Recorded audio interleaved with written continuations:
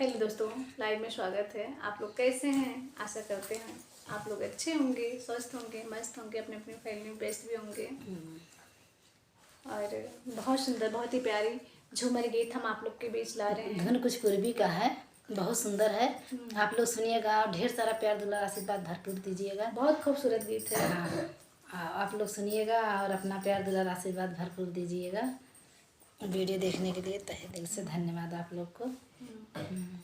चलिए शुरू करते हैं। हमरा पर चलावा जिने ताना ससतिया ननदो, हमरा पे चलावा जिने एतना ससतिया ननदो, कहियो तो हो बनबो कनिया ननदो, कहियो तो हो बनबो कनिया ननदो, हमरा पे चलावा जिने एतना ससतिया ननदो, कहियो तो हो बनबो कनिया ननदो, कहियो तो हो बनबो कनिया ननदो, तोहरे संगे होई जवन करबो हमरे संगिया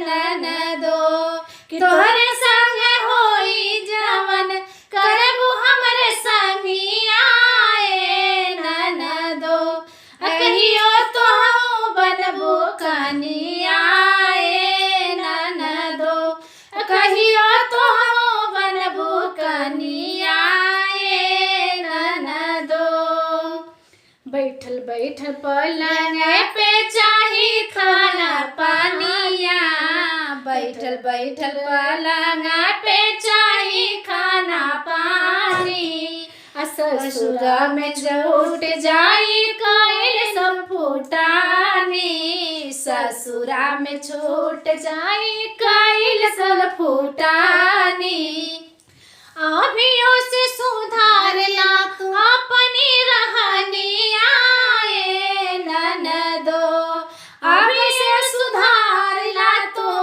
अपनो रहनिया ननदो, एक दिन तो हम बनबू कनिया ननदो, एक दिन तो हम बनबू कनिया ननदो, कहियो तो हो बनबो कनिया ननदो, कि झूठ सच बोले बोले लहरा लगावेलो, झूठ सच बोले बोले लहरा लगावेलो, घरवा में कमावा में ना हाथ न बटावेलो, घरवा के काम में ना हाथ तू बटावेलो, झूठ सच बोली बोली लहरा लगावेलो, घरवा के काम में ना हाथ